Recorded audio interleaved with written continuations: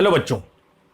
तो अभी आपने पढ़ा बैटरीज, अब हम बात करेंगे कोरोजन की। तो आज इलेक्ट्रोकेमिस्ट्री में लास्ट लेक्चर होने वाला है, बैटरीज एंड कोरोजन। जैसे मैंने आपको बताया था, बैटरीज आपने पढ़ लिया है। अब लास्ट टॉपिक, छोटा टॉपिक है, 15-20 मिनट में खत्म हो जाएगा, जिसका नाम है कोरोजन। तो कोरोजन क्या होता है, उसके फैक्टर क्या होते हैं, क्या क्या कोरोजन में रिएक्शन होती है, और किस तरह से हम कोरोजन को प्रिवेंट करेंगे, ये छोटी मोटी चीजें, जनरल चीजें आपके सामने आज मैं लाने वाला हूं। तो बच्चों फटाफट हेडिंग डालो, कोरोजन। ठीक। अच्छा देखो, कोरोजन के कई सारे आपने एग्जाम्पल पढ़े होंगे, जैसे आयरन में जंग लगना, लोहे में जंग लगना, वो भी क्या है, कोरोजन है। सिल्वर का कलर या सिल्वर की जो शाइनिंग है वो खराब हो जाना, वो भी एक तरह का क्या है, कोरोजन है। कॉपर का जो लोटा है, तांबे का लोटा, बहुत सारे लोग इस्तेमाल करते हैं। शुरू शुरू में जब दुकान से लाते तो एकदम चमकदार, लेकिन जैसे जैसे उसका यूज करते जाते हैं वो धीरे धीरे धीरे उसकी शाइनिंग जाने लगती है। फिर नींबू डाल के घिसो, तो वो भी एक तरह का क्या हुआ बच्चों, कोरोजन हुआ।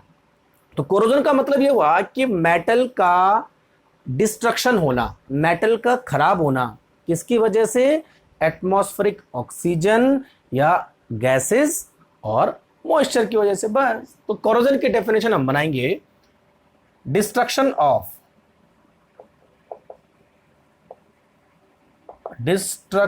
Of metal by the action of क्या, गैसेस, या हम लिखेंगे एटमॉस्फेरिक गैसेस एंड वाटर। ये दो बहुत इंपॉर्टेंट फैक्टर हैं कोरोजन के लिए। कोरोजन वही होता है जहां बच्चों पानी होता है। ठीक है। तो किसी मेटल का खराब होना गैसेस और वाटर की प्रेजेंस में, this is called corrosion. Example देखेंगे अगर हम कोरोजन के, तो कौन कौन कौन से हैं। एक है बच्चों rusting of iron, rusting of iron, ये बहुत कॉमन एग्जाम्पल है। दूसरा हमारे पास है टर्निशिंग, टर्निशिंग ऑफ सिल्वर, सिल्वर की शाइनिंग धीरे धीरे यूज करने से चली जाती है। और ग्रीन कलर ऑन कॉपर, जो तांबे का लोटा है उसका भी कलर धीरे धीरे जाता है। तो ये बच्चों 3 एग्जाम्पल हमारे पास किसके हैं, कोरोजन के हैं। तो अल्टीमेटली कोरोजन में मेटल की प्रॉपर्टी लॉस हो रही है, मेटल खराब हो रहा है। और कोरोजन बच्चों कई सारा नुकसान करता है, पुल गिर जाते हैं, है? और मोन्यूमेंट्स खराब हो जाते हैं, और बहुत सारी चीजें डिस्ट्रॉय होने लगती है ना। अब देखो, हम डिस्कस करने वाले हैं रस्टिंग ऑफ आयरन पे, बाकी हम डिस्कस नहीं करेंगे। तो मेनली बच्चों हमारे पास है रस्टिंग ऑफ आयरन, तो इसी को लेके चलते हैं हम, रस्टिंग ऑफ आयरन। ठीक है।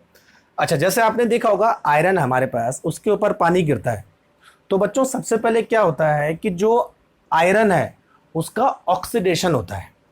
तो जिस साइड पर आयरन का ऑक्सीडेशन होता है उस साइड को हम बोलेंगे एनोड।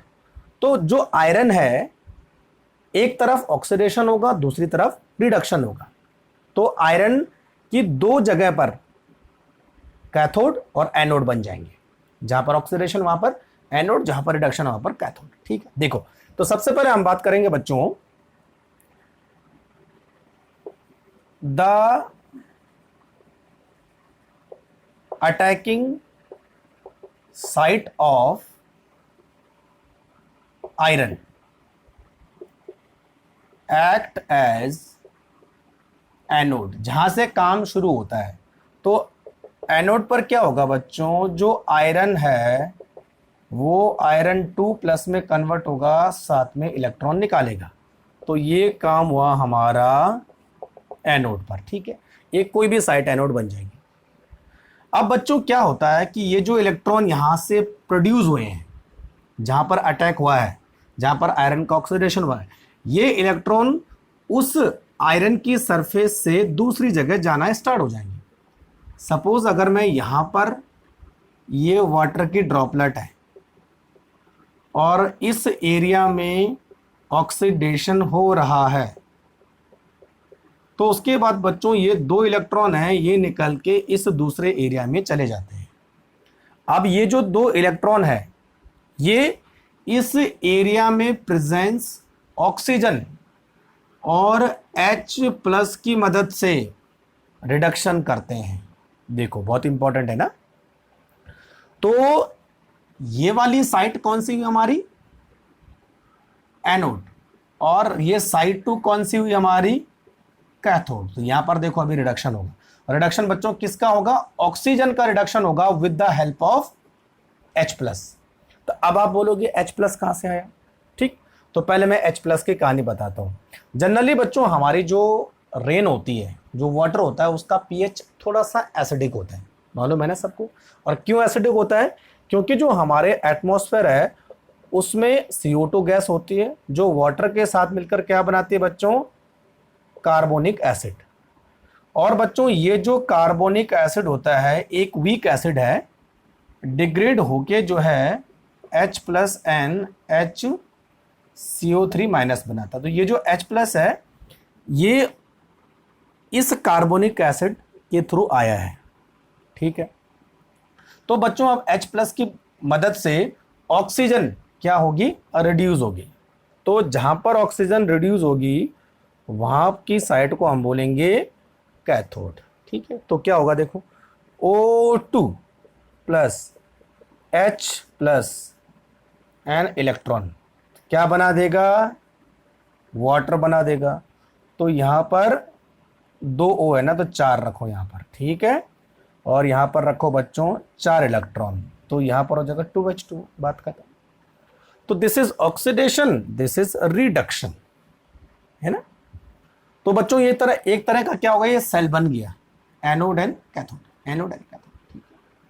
एक चीज आपको ध्यान रखना बच्चों कि जहां पर आयरन का ऑक्सीडेशन होता है वहां पर एक गड्ढा बन जाता है इस तरह से, लेकिन जो रस्टिंग होती है वो यहां बनती है, गड्ढे से दूर बनती है रस्टिंग। अभी मैं आपको बताता हूं कैसे बनेगी। पहले जनरल रिएक्शन आपने पढ़ ली, एक तरफ ऑक्सीडेशन दूसरा तरफ रिडक्शन। अगर मैं ओवरऑल रिएक्शन लिखना चाहूं तो देखो कैसे लिखेंगे, है ना। तो ओवरऑल रिएक्शन कैसे होगी बच्चों, Fe+O2, है ना, प्लस H+। तो यहां बन जाएगा बच्चों Fe2+, और साथ में क्या बन जाएगा, वाटर बन जाएगा। तो यहां पे हम 4H लेंगे और यहां पे 2 रख देंगे, इधर 2 कर देंगे, तो इधर हो जाएगा बच्चों 2H2। This is overall reaction, ये वाली, है ना। इन्हीं दोनों रिएक्शन को मैंने जोड़ दिया है, तो ये ऐसा इस तरह की रिएक्शन हो जाएगी। तो जरा नोट करो फटाफट, समझ में बात आ रही है, ठीक है। अब बच्चों रस्ट कैसे बनते हैं वो मैं आपको बताता हूं। सबसे पहले फेरिक ऑक्साइड बनता है, उसके बाद जो है हाइड्रेटेड फेरिक ऑक्साइड बनता है। ठीक है, तो चलो देखो इतना समझ में आ गया। अब बच्चों देखो रस्टिंग कैसे बनती है। तो यहां पर हम एक रिएक्शन लिखेंगे Fe2+O2+H2O, और यहां पे हमें मिलता है बच्चों Fe2O3+H+। अब इसको बैलेंस करते देखो, यहां 4H आएंगे तो यहां आ जाएगा 8H। ठीक है, कितने ऑक्सीजन है, 3। तो यहां हम यूज करेंगे 2Fe2O3, 6 ऑक्सीजन हो गए, और 8H हो गए, तो बच्चों यहां हम 4 यूज करेंगे। ठीक है, तो अब बैलेंस हो गई। तो यहां पर बनता है फेरिक ऑक्साइड, है ना, फेरिक ऑक्साइड। अब बच्चों देखो ये जो फेरिक ऑक्साइड है Fe2O3, ये क्या करता है, वाटर के मॉलिक्यूल के साथ कंबाइंड होके हाइड्रेटेड फेरिक ऑक्साइड बना लेता है। ये this is called hydrated ferric oxide, hydrated ferric oxide. और बच्चों इसी हाइड्रेटेड फेरिक ऑक्साइड को हम बोलेंगे रस्ट।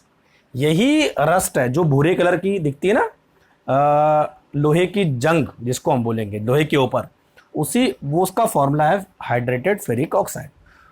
ठीक, तो ये हमारे पास रस्ट हुआ। तो इस तरह से रस्ट बनती है। तो पहले ऑक्सीडेशन, देन उसके बाद reduction, then formation of rust. तो बच्चों एक चीज हमेशा ध्यान रखना, आयरन अगर यहां से डिग्रेड हो रहा है तो उसके जस्ट बगल वाली साइड पर जो है रस्टिंग बनना स्टार्ट हो जाएगा। रस्टिंग कभी भी जो है जहां पर आयरन खराब हो रहा है, डिग्रेड हो रहा है, वहां पर कभी भी रस्ट नहीं बनेगी, रस्ट उसके बगल में बनेगी। ठीक है, क्योंकि यहां पर ऑक्सीडेशन, यहां पर रिडक्शन हो रहा है। समझे मेरी बात? तो ये था नॉर्मल हमारे पास रस्टिंग ऑफ आयरन क्या होता है। अब बच्चों बात करते हैं कि कौन कौन से ऐसे फैक्टर हैं जो आयरन की रस्टिंग को बढ़ाते हैं, है ना। तो देख लेते हैं, factor affecting rusting of iron, है ना। Factors affecting rusting of iron. सबसे पहला फैक्टर हमारे पास है बच्चों, presence of moisture and oxygen. तो जैसा मैंने आपको बताया कि जो रस्टिंग का मेन कॉज है वो है मॉइस्चर और ऑक्सीजन। तो जितना ज्यादा मेटल का एक्सपोजर मॉइस्चर और ऑक्सीजन से होगा, रस्टिंग के चांसेस उतने ज्यादा बढ़ेंगे। ठीक है। दूसरा है बच्चों इम्प्योरिटीज ऑफ मेटल। अगर बच्चों हमारे पास इम्प्योर आयरन है, उसके साथ कोई और मेटल मिक्स है, तो रस्टिंग के चांसेस बढ़ जाते हैं। प्योर आयरन पर कभी भी रस्टिंग नहीं होती है, इस चीज का ध्यान रखना। तो pure iron never goes to corrosion. तो कोरोजन तभी होगा जब उसके पास कुछ ना कोई इंप्योरिटीज होगी। तीसरा हमारे पास है टाइप्स ऑफ मेटल्स। देखो, अगर बच्चों मेटल की रिएक्टिविटी ज्यादा होगी, दो टाइप के मेटल है, एक वेरी रिएक्टिव, एक स्लो रिएक्टिव, है ना, बहुत कम रिएक्टिव है। तो जितना ज्यादा मेटल रिएक्टिव होगा, कोरोजन के चांस उतने ज्यादा बढ़ेंगे। ठीक है बच्चों। चौथा बच्चों हमारे पास है presence of electrolytes. Presence of electrolytes. ठीक है। अच्छा देखो, जो इलेक्ट्रोलाइट्स होते हैं वो क्या करते हैं, रस्टिंग को बढ़ा देते हैं। क्योंकि इलेक्ट्रोलाइट बच्चों क्या करते हैं, यहां पर सर्किट को कंप्लीट करने का काम करते हैं। यानी जहां पर रस्टिंग ऑफ आयरन हो रहा है वो भी एक सेल की तरह काम कर रहा है, एक तरफ ऑक्सीडेशन, दूसरी तरफ रिडक्शन। तो अगर आप इलेक्ट्रोलाइट ऐड करोगे तो वो क्या करेंगे, वहां पर आयन प्रोड्यूस करेंगे, और आयन प्रोड्यूस होंगे तो वो इंटरनल सर्किट को पूरा करने की कोशिश करेंगे। और जब बच्चों सर्किट पूरा होगा तो ऑक्सीडेशन रिडक्शन रिएक्शन भी ज्यादा होगी, तो कोरोजन भी बढ़ेगा, सीधी सी बात है ना। पांचवा हमारे पास है बच्चों प्रेजेंस ऑफ मॉइस्चर हो गया, इंप्योरिटीज ऑफ मेटल हो गया, टाइप्स ऑफ मेटल हो गया, प्रेजेंस ऑफ इलेक्ट्रोलाइट हो गया। ठीक है। नेक्स्ट हमारे पास है स्टेन्स इन मेटल्स। अच्छा, स्टेन का मतलब ये होता है बच्चों कि जब हम मेटल को मोड़ते हैं, या ऐसा समझो इसमें मेटल पर कहीं पर क्रैक है, कहीं पर स्क्रैचेस है, और कहीं वो मुड़ा हुआ है, बेंट है, तो उन जगह रस्टिंग होने के चांसेस बढ़ जाते हैं। क्रैक, स्क्रैचेस और बेंट, तो उन जगह रस्टिंग होने के चांस बढ़ जाते हैं। तो उसी को हम बोलते हैं स्टेन्स इन मेटल्स। ठीक है बच्चों। और नेक्स्ट हमारे पास है पीएच ऑफ वाटर। वाटर जितना ज्यादा एसिडिक होगा उतने ज्यादा H+ आयन बढ़ेंगे, और जितने ज्यादा H+ आयन बढ़ेंगे ऑक्सीजन का रिडक्शन उतना ज्यादा होगा, तो रस्टिंग के चांसेस भी उतने ज्यादा होंगे। तो ये बच्चों 6 फैक्टर है जो कोरोजन और रस्टिंग ऑफ आयरन को बढ़ाते हैं। ठीक है, नोट करते जाओ फटाफट। अब बच्चों बात करते हैं प्रिवेंशन ऑफ कोरोजन, है ना। तो देखो,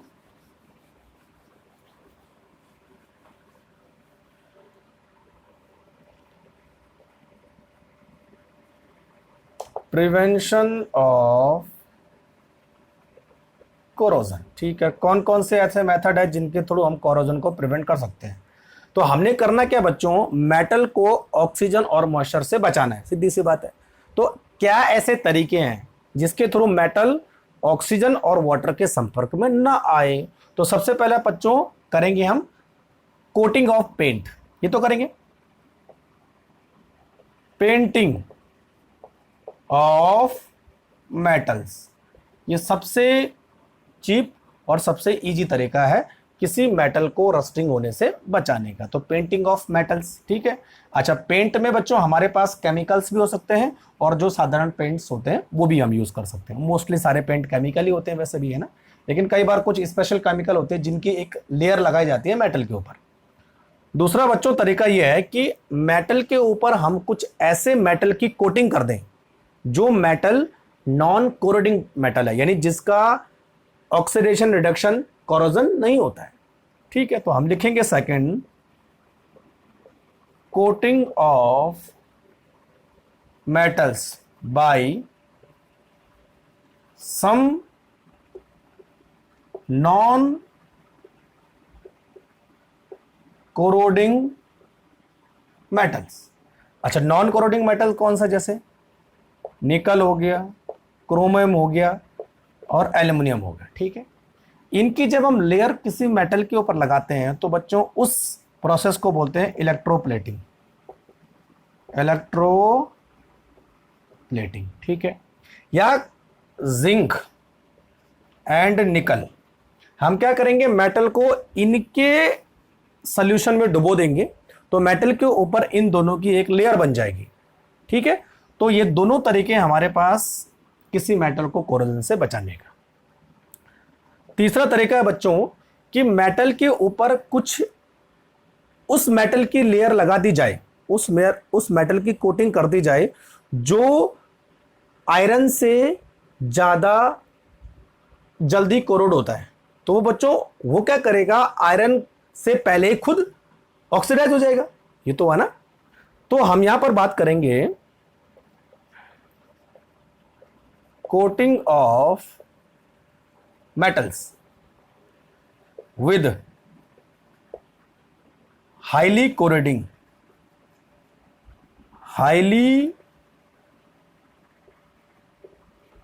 या रिएक्टिव मेटल,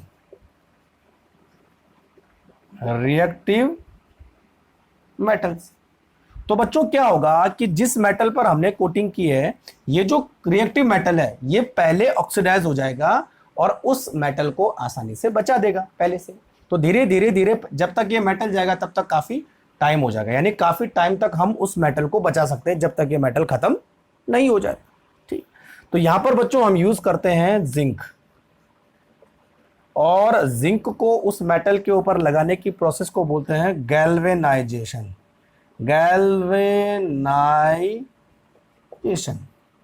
तो जिंक धीरे धीरे धीरे धीरे धीरे इरोड होता रहेगा और जब तक जो है आयरन की बारी आएगी तब तक काफी टाइम हो जाएगा।